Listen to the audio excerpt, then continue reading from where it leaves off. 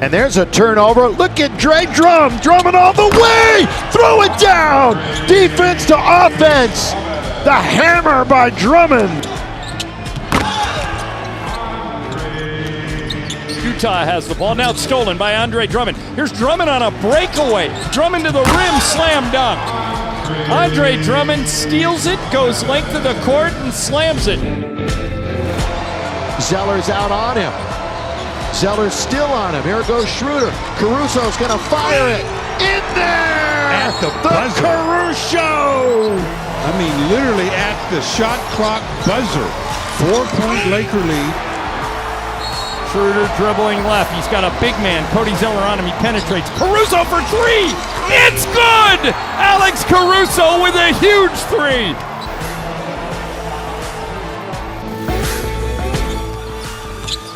Schroeder with Niang in front of him. Pull up the rising fire! Harrell! Throw it down on the follow! That was not an easy play because he had to go over the top of Ilyasova without fouling him. Schroeder dribbling one-on-one against George Niang. 20-footer, no good. Harrell with a follow jam from here to the Ventura Freeway. Wow, Michael, he jumped over three Jazz players. I didn't think he could reach the rim from where he jumped from. Oh! THT! Throw it down behind your head. Caruso, alley-oop to Talen Harden-Tucker, who reverse dunks it at the rim. A spectacular alley-oop from Caruso to THT.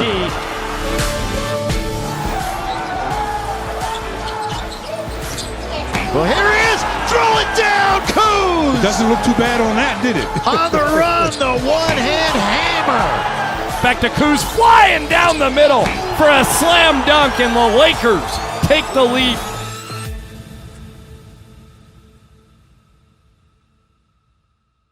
Welcome back to another episode of Lakeshow's Finest Redux. I'm your host, Charles Ryan, KV24 status, or yours truly, the biggest Lakers fan in the world. The Lakers are coming out of this post-All-Star LeBron injury slump like it's been for the past, 3 weeks. And we're finally getting Anthony Davis. The graciousness comes back to us. We don't know what we had until we lost it. Man, we haven't won a back-to-back games since Orlando a few weeks ago. Man, I don't know what's going on there, but we are very Jekyll and Hyde, even without LeBron and AD, or sometimes that with them. But I don't understand how you can go from being the Brooklyn Nets to even being the Jazz and shutting them down, letting them come back, but still, it just doesn't make sense to me. We're a very strange team. This road trip was great, 4-3. That's pretty solid, considering the circumstances. And I just can't wait for AD to come back. I personally think this will be the weirdest season. It already is, but this will go down as the weirdest NBA history season NBA history ever, because I don't know how anything can top this. I've never seen this many injuries to not only star players, but role players, like most star players. The only one that's kind of been consistently healthy, I'd say, is Jokic. Paul George hurt. Kawhi obviously hurt. Steph, tailbone hurt. Obviously LeBron and AD hurt. Giannis got hurt. Missed 5-6 straight games. Harden hurt. Kevin Durant hurt. Kyrie's missed plenty of games due to personal reasons when he freaks out. Jimmy Butler hurt. Oladipo's hurt. I mean, I'm going to keep going if I can think of any. Miles Turner got hurt. Wiseman got hurt. LaMelo got hurt. Yeah. I mean, LaMarcus retired because of regular heartbeat. Andre Drummond had to sit out for a month. I haven't seen anything like this. I kind of want to keep going, see how good my memory is here.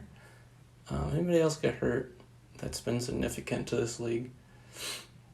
Oh, yeah, C.J. McCollum got hurt. He broke his leg. He broke his leg. Beal missed a lot of games. Bradley Beal. I'm just going through all the teams in the league, and it's just very odd how this is happening all in one season. This is despite the COVID stuff. Really, it is.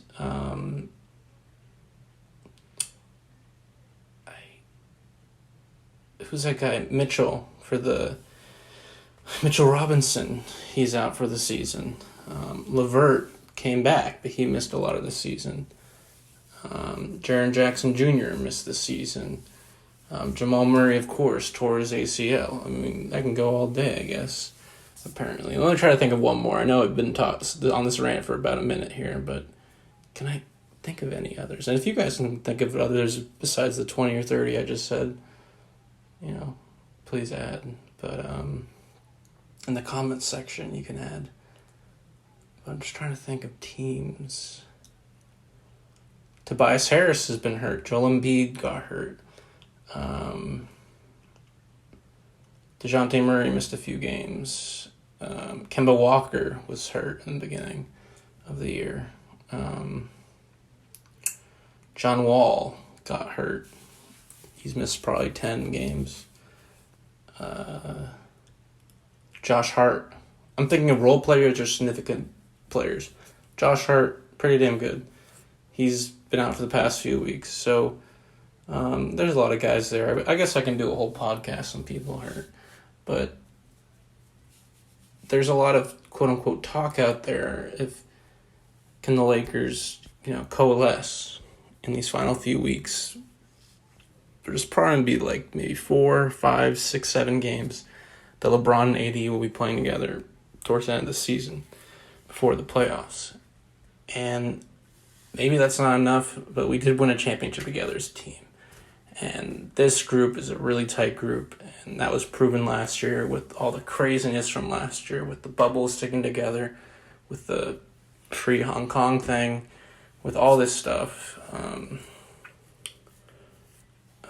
The journey that this team has been on is truly insane. And I think only a few games together isn't going to be a big deal. I think it could be a big deal to the Brooklyn Nets. Today, Harden had a calf strain, and it was re-aggravated. I don't know what to say there. I mean, Durant's out too. He'll probably be out for a while. I guess the Nets can stay afloat with just Kyrie. And they're already pretty much locked for the first or second seed, so they're probably going to rest some more. But they do need that time to play together. I mean, it's not enough to say your turn, my turn. There is no universe where the Brooklyn Nets are going to win the NBA championship if these guys can't get more reps together, obviously. But it's more than that. It's like we've seen this over and over again. The teams that don't get along don't go far. The Clippers are a prime example for the past decade, including the Paul George Kawhi season last year, where Paul George was off and there was a lot of body language issues. But we're that one special team, despite the injuries, that really knows how to win, and we really know each other. And I kind of like this. There's a lot of silver linings here. I haven't posted a podcast in 3 weeks, so I guess I'm kind of recapping a lot of things. But I love the fact that a lot of people are getting practice opportunities here. And I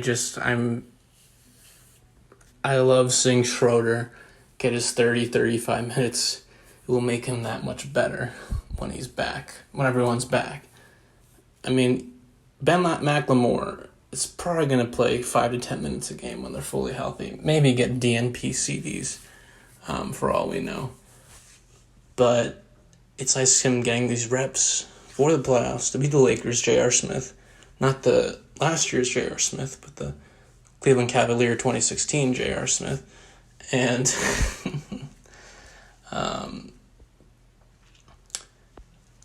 I just love it. I think these reps are really, really important for these guys that wouldn't get the minutes otherwise.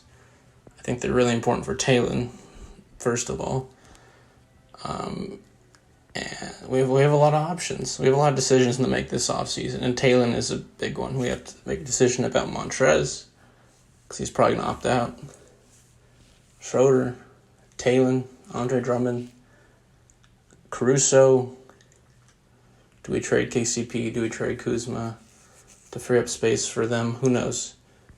But Talon is a very important piece in that, because we need... I don't think there's a universe where we can just say, bye, Talon. We need your money to give it to somebody else. I think we have to keep him, and then we can trade him. I do not want to give up assets just to say, bye-bye. No, we can figure it out later. We can figure out Talon later, all right? Figuring out other players later is a little bit harder, since they're going to make much more than Talon is. But Talon is that one little cherry on the top that could have got us Kyle Lowry, which I don't necessarily think that would have been a great move. It is true Kyle Lowry can play off ball like we saw with Kawhi Leonard there. But it would have been helpful, I guess, but who knows? And Talon was that deal breaker, and he will remain a deal breaker for the future of this next 2, 3, 4 years, or whatever we re-sign him to. So I just love the development that's going on. I just love it coming together. So I'm going to recap this Jazz mini-series, and I do like these mini-series a lot that we've had this season. The one coming up with the Mavericks, I think, should be fun. I do think Anthony Davis will play in at least the second one. I don't know about the first. It's not like I have inside information, but that's just how I would see it. I think the Lakers win the first one handily, somehow. Then I don't see why we'd play him in the second game. Because I do not want to be the 6th seed. Alright. I am not facing the LA Clippers. Alright. I'm facing the Phoenix Suns. But facing the LA Clippers isn't necessarily a bad thing, because it might be more fun to crush them early, in the first round. And when they're not all healthy, too. Not everyone's healthy there. But, yeah, then again, that's only 3-4 weeks away. But I do like these miniseries. Apparently, this is according to Spectrum Sportsnet. Whenever I listen to the game, Bill McDonald, and primarily Bill McDonald, not Stu Lance, throws out stats. I guess the Lakers have a statistician next to them at all times, passing them notes and everything like that. They're talking in their headset, and he said the Lakers have never lost one of these back-to-back miniseries this season. So I guess, they swept all those, and this one we didn't. We went 1-1 for obvious reasons. Probably the most memorable one that we had before this was the, what can I think of it? I can't think of any of them right now. They were all super early, I guess. I'll think of it eventually. But I think the Grizzlies might have been one, but I asked myself what was the most memorable one, and I couldn't name one, so there we go. I guess there was none. But the most recent one was obviously these two with the Jazz, and I really, really thought we were night and day, and I think Rudy Gobert coming back isn't as significant of a deal as it should have been. It's nice to have Mike Conley back, and I think Derek Favors is pretty much irrelevant. But Mike Conley's a dinosaur, and Rudy Gobert shouldn't account for us being down by, I think, 25 points at one point, or 27 points at one point. But, yeah, so I did like seeing Kuz show out in both of them. I believe it was the most recent game, the latter game, where he didn't attempt a single shot in the first half, I believe, and then from there he exploded.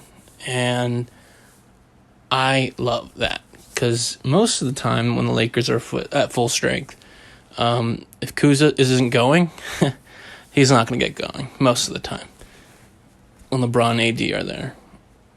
But it's nice to see in an official NBA game versus the best team by record in the league that he can switch it on later in the game. So that was comforting. Also about this Jazz stuff is I don't trust the Jazz. I don't think the Jazz are in any way going to win. Even go close to the NBA Finals. I don't think they're a conference finals team.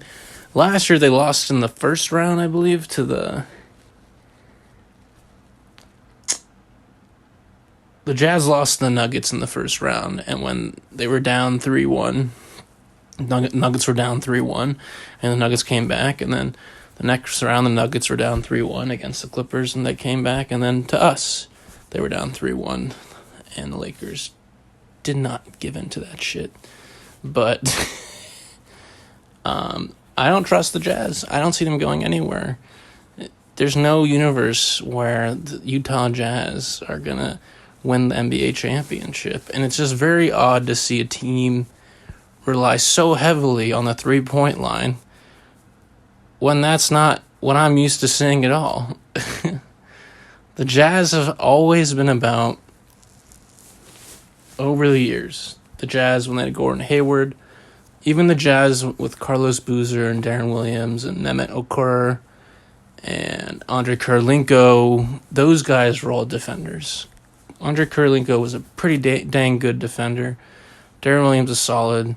But yeah, those days were about Carlos Boozer mid-range, Darren Williams penetration. Simpler basketball, of course, and with Gordon Hayward, it was simple. Lots of defense coming from Quinn Snyder, the head coach, and not too much threes, a lot of penetration, a lot of getting it to Gobert working around him. And now it's just, it's bombs away. And Joe Ingles, that's bad man. Bogdanovich, you got to keep your eye out. But all of a sudden, they got Ersan Ilyasova over here, who I'm not even sure if he was on the Jazz this whole entire year. I think he might have been picked off by waivers or something. But even if he was, man, he was kicking our butt in that first game. He had like 15 points in the first 5 minutes of the game, in our first game versus them. And it's crazy that they can add another three-point shooter just like that. And Ilyasova is tall. And Ilyasova historically has been added late in the season off buyouts. I believe the Bucks did it and the 76ers did it with Ilyasova, and then he doesn't get re-signed usually. But that version was supposed to be us. Our version was supposed to be Ben McLemore. And we have this strange tendency to miss wide open rhythm threes that are essentially practice shots, and the Jazz don't. And I don't know what happened to that team, but the only team that I can definitively say has won an NBA championship by just shooting threes was the Warriors. More specifically, the 2015 Warriors. So I don't see the Jazz doing that. The Jazz are chokers. The Jazz, they're fool's gold. But it was a fun 2 games versus them. And I don't know if we played them earlier this season. Oh, we did play I do remember this. We played the Jazz earlier this season, and they totally took us. And I remember they were so casual about it and so nonchalant, just like, I'm going to take a three, splash, splash, splash. And almost every single time we play the Jazz, Jordan Clarkson has had this revenge Laker attitude. And should we play the Jazz in the playoffs somehow? Because it looks like the Jazz are going to lock up the 1 or 2 seed. If the Jazz get the 2 seed, that's the only way we can face them in the second round. But if the Jazz get the 1 seed, we're pretty much automatically guaranteed to face them in the conference finals. Because it looks like the Lakers are going to have the 5 or 6 seed. I don't know if we're going to jump the Nuggets. I kept thinking, well, Murray's out. He got hurt. Nuggets are going to drop. That hasn't really happened. It's only been, I don't know, a week since Murray got hurt or something like that. But it doesn't look like the Nuggets are going to drop below us.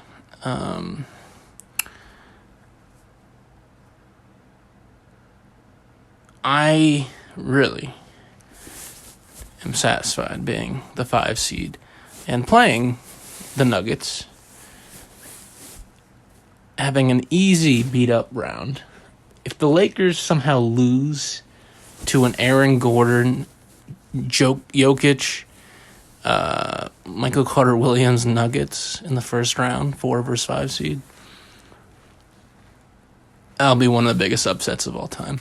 And that will solidify Nikola Jokic as the MVP of the season, which it looks like he might be so far. But, yeah.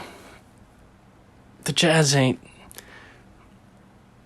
we ain't going after the Jazz early. Doesn't look like that's happening. And I do think the Suns can take the 1 seed from the Jazz. I really do. But there's just teams I don't think can compete with the Lakers. And the only one I truly think is the Brooklyn Nets. But that's if they're fully healthy and they are together throughout the whole entire playoffs. All 3 players. First round, second round, third round. And if they're smacking people down, there you go. And what's also interesting about the Nets real fast, Landry Shamet, former Clipper, former 76er, is getting like 40 minutes a game since Kevin Durant went down. I think like 35 tonight, 40 the other night. And it's like, what is going on here? It's kind of confusing.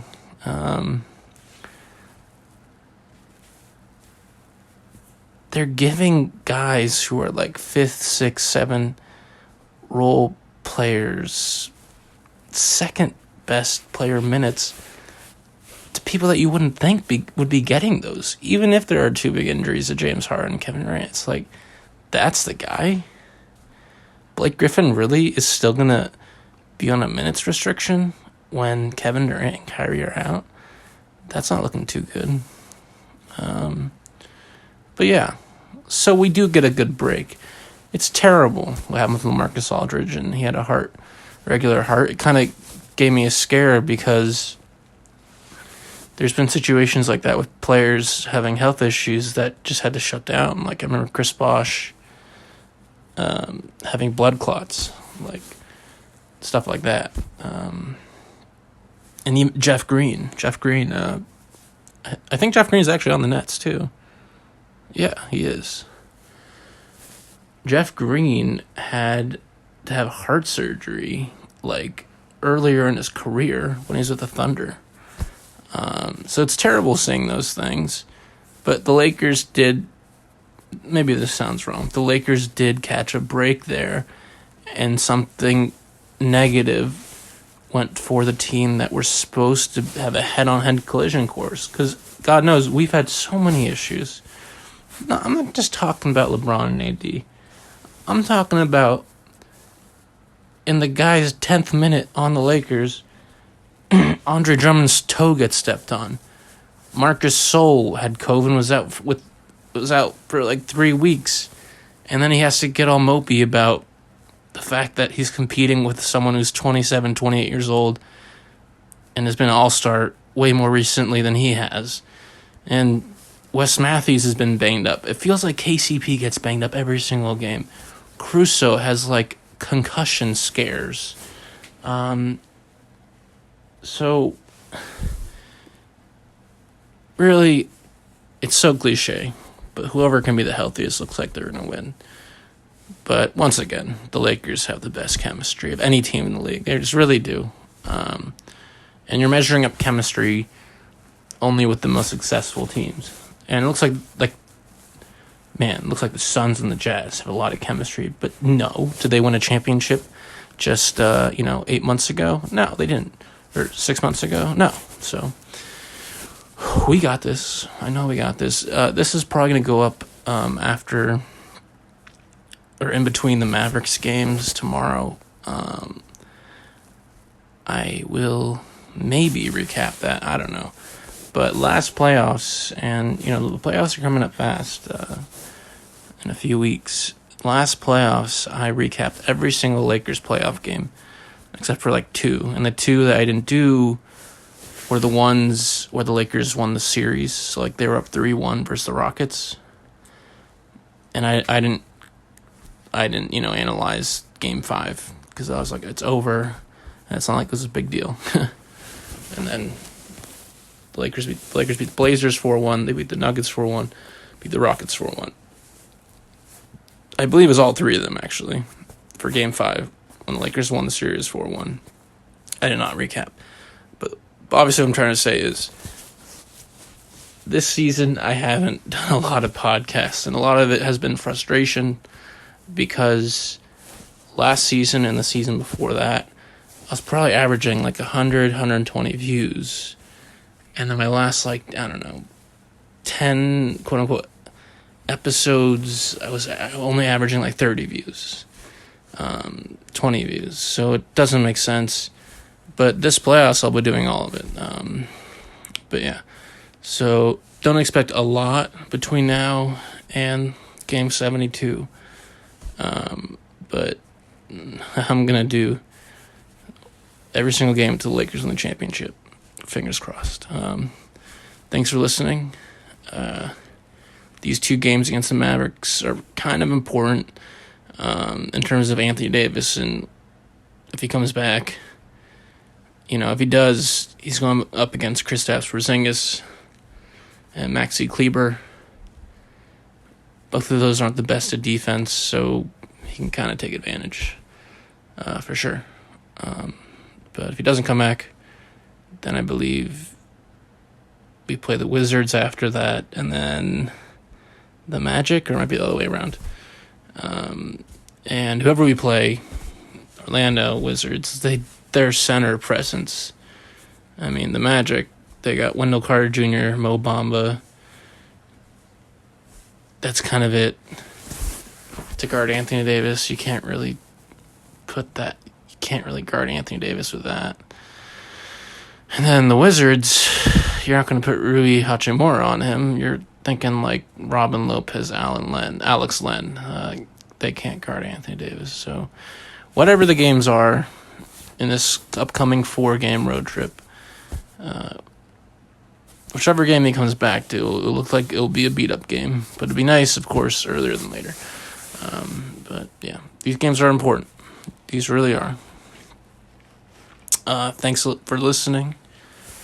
I'm Charles Ryan, KB24 status, or yours truly, the biggest Lakers fan in the world. Take care, and let's get this win tomorrow. Peace.